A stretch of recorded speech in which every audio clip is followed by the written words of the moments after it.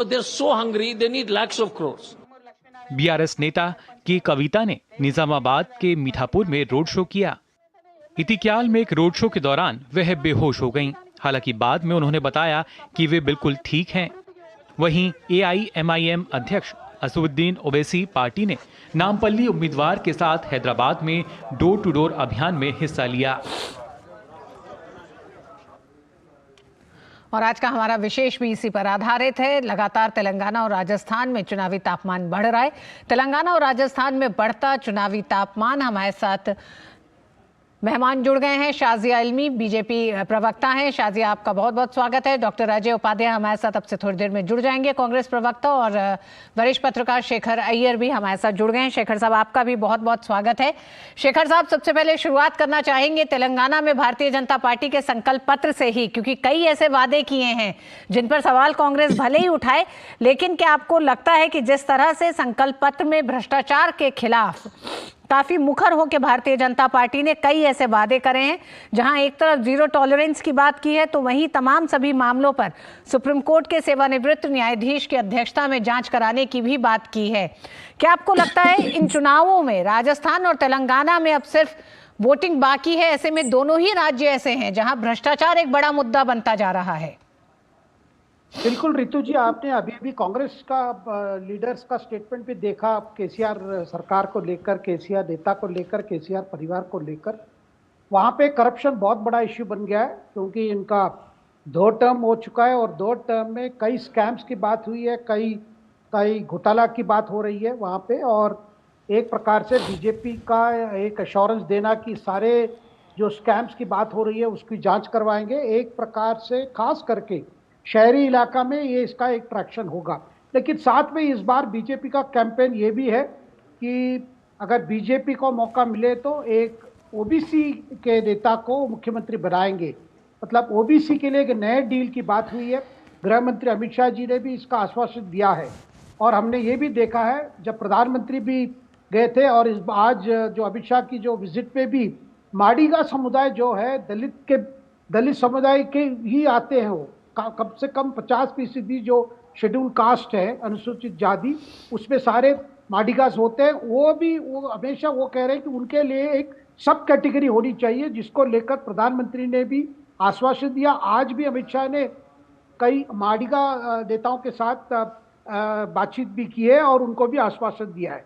एक प्रकार से ओबीसी जो समुदाय है वो बड़े नाराज हैं केसीआर के जो कार्यकाल में, कहते हैं कि ज़्यादातर उनकी नेग्लेक्ट हुई है। दूसरी ये शेड्यूल कास्ट जो उसके अंडर जो अति पिछड़े जो वर्ग है माडिगास, उनका भी इस बार क्या पैटर्न रहेगा, किस तरह की ये रहेगी, क्योंकि उनका एक लंबा आंदोलन चल रहा है।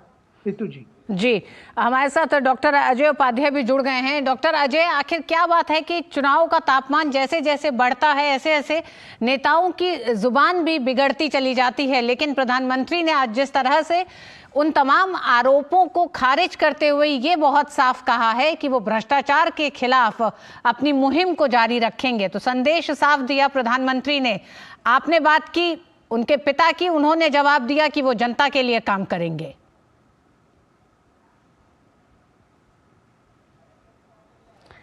आप म्यूट हैं डॉक्टर अजय। जी आवाज आ रही है मेरी आपको? जी बिल्कुल साफ आ रही है, बिल्कुल साफ, कहिए जी।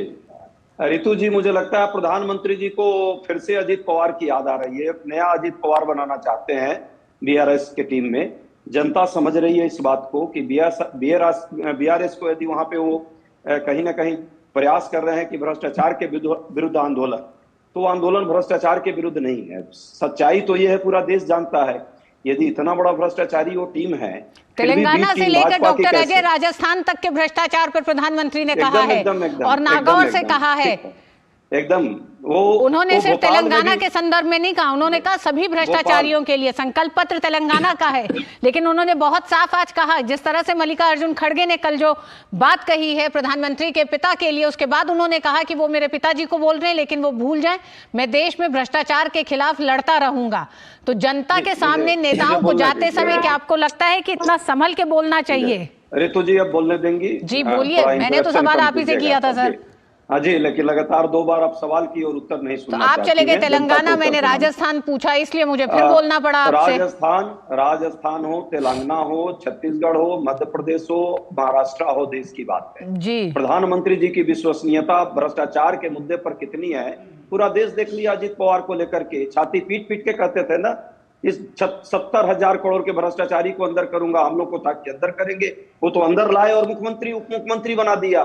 बाकी लोगों पर भी भ्रष्टाचार के केस पर क्या आरोप प्रत्यारोप और किस तरह से कार्रवाई हो रही है, पूरा देश देख रहा है।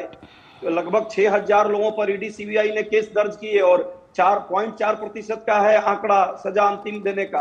ये पूरा देश देख रहा है। प्रधानमंत्री जी को ईडी सीबीआई उनका इलेक्शन का एक टीम है, इलेक्शन मैनेजमेंट का टीम है, और चुनाव के वक्त ही ये सारी चीजें याद आती है। अच्छा ठीक, शाजिया हमारे साथ है, इस पर जवाब ले लेते हैं। डॉक्टर अजय, शाजिया हमारे साथ बनी हुई है। शाजिया, डॉक्टर अजय के कहना है कि ये सिर्फ चुनावी एक तरह से एक वादा है आपका भ्रष्टाचार को लेकर। आप खुद मतलब तमाम आपकी नीतियां, तमाम उन्होंने महाराष्ट्र का भी जिक्र कर दिया और भी तमाम जिक्र कर दिए भ्रष्टाचार के, कि कांग्रेस की नीति कितनी जीरो टॉलरेंस की है वो दिखाई देती है। ओ माफ करिएगा, भारतीय जनता पार्टी की नीति कितनी जीरो टॉलरेंस की है वो दिखाई देती है। देखिए, बार बार ये ईडी की बात करते हैं, और मैं आपको बता दूं, कोई भी अगर इसके खिलाफ कोई जो भी मामले दर्ज हैं और संगीन मामले करप्शन के अगर दर्ज है, तो किसी भी तरह से कोताही ना तो बरतेगी कोई भी एजेंसी, ना हमारी सरकार किसी भी तरह से कुछ लोगों की मदद करेगी, सिर्फ इस वजह से कि वो उनके साथ है। और ये सब जानते हैं। और जब जहां जहां प्रोब से जांच हुई है, वहां पे गड्डियां की गड्डियां, पहाड़ की पहाड़ नोटों के पाए गए। यानी कि ऐसी बिलावजह नहीं की गई है या किसी दुर्भावना के साथ नहीं की गई है, लेकिन अच्छी जानकारी पर, सच्ची जानकारी पर भ्रष्टाचारियों को लामबंद करने के लिए वो ये सारी पूछताछ हुई है। अब ये बार बार कहा जाता है कि क्या है ईडी का कन्विक्शन रेट, तो मैं आपको बता दूं कि ईडी का कन्विक्शन रेट दरअसल बहुत ही शानदार है, 93% है, जो ईडी ने इसका जवाब खुद दिया था। क्योंकि ज्यादातर मामले हैं वो पॉलिटिशियन से रिलेटेड नहीं होते हैं। तो अगर आप पीएमएलए के मामलों को देखेंगी तो रेट ऑफ कन्विक्शन पीएमएलए के अंदर, प्रिवेंशन ऑफ मनी लॉन्ड्रिंग के अंदर 93.54% है। तो ये बहुत ही शानदार है और बहुत ही कन्विंसिंग है। तो ये कह देना कि उनका कन्विक्शन रेट बेकार है, ये जब झूठ मूठ हो रहा है, ये अपने आप में बहुत ही गलत बात है। क्योंकि जो सारे मामलों की अगर बात की जाए, तब कन्विक्शन रेट जिसका जिक्र अजय जी कर रहे थे वो कम हो सकता था। लेकिन अगर पीएमएलए खासतौर से और पॉलिटिशियंस की बात की जाए तो बहुत शानदार है।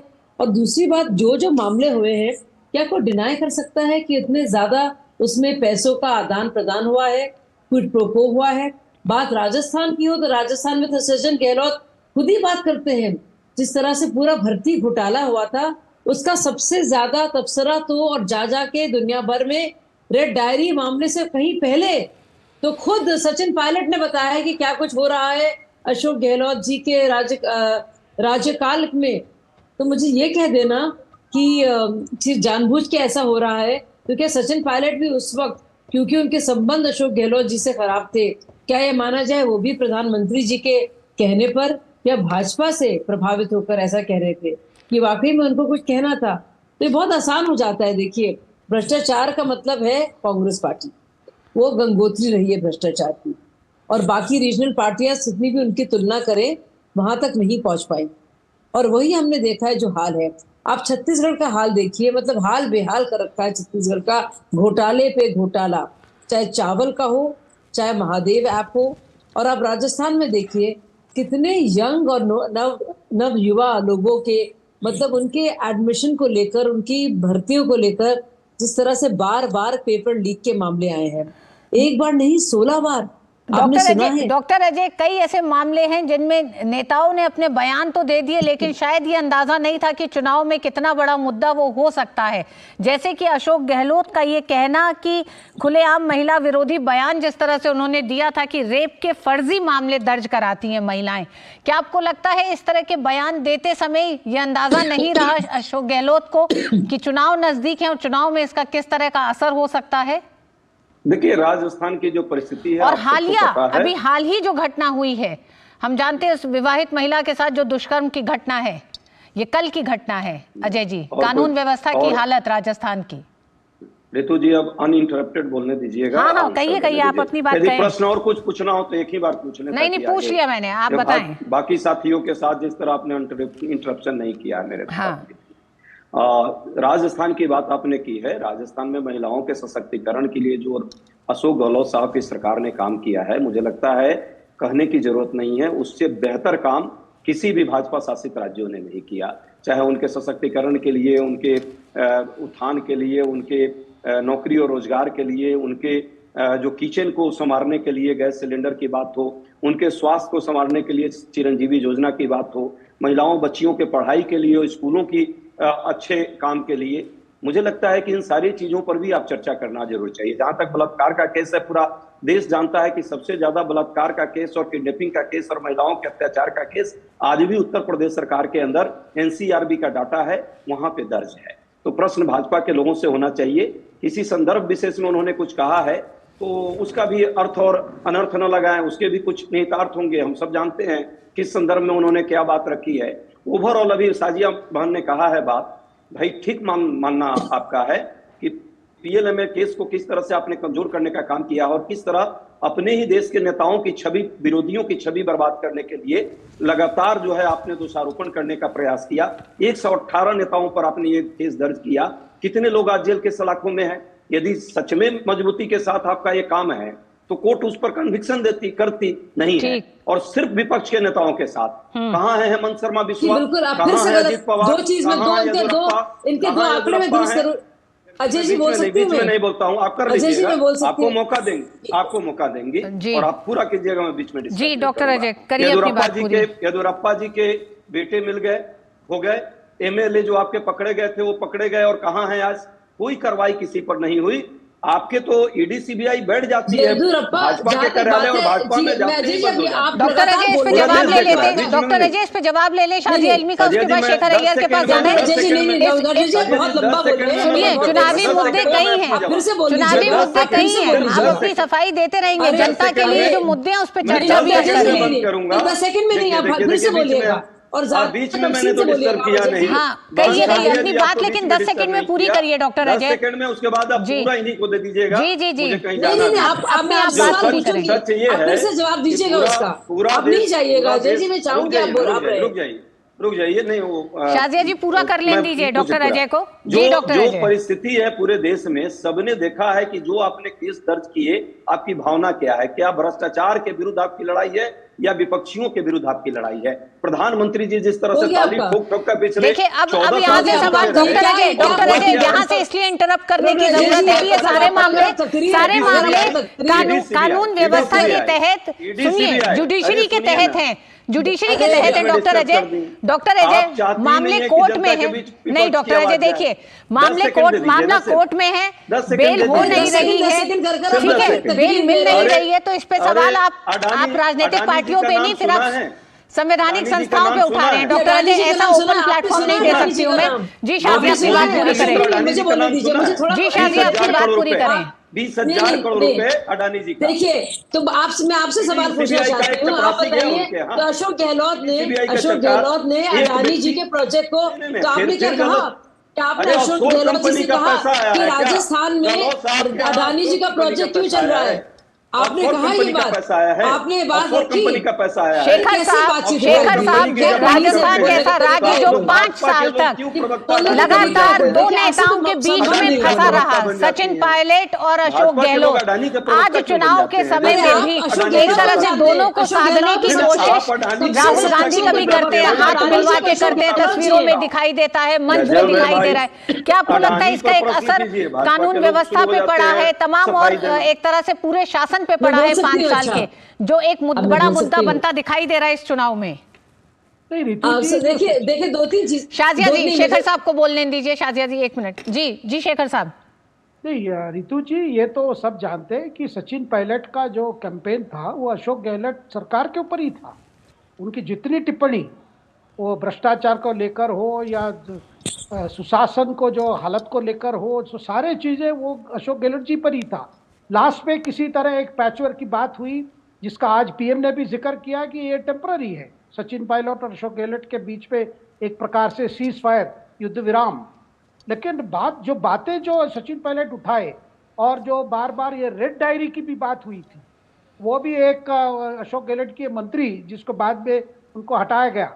तो ये सारे देखिए पिछले 5 साल में राजस्थान में देखिए कई काम अशोक गहलोत सरकार कह सकते हैं कि भाई हमने लोगों कल्याण के लिए कई काम किए, लेकिन साथ में ये बात भी सामने आती है करप्शन मामले को लेकर, परीक्षा की कंडक्शन को लेकर, उसमें भी जो सचिन पायलट ने भी पहले भी आवाज उठाया था सरकारी नियुक्ति को लेकर।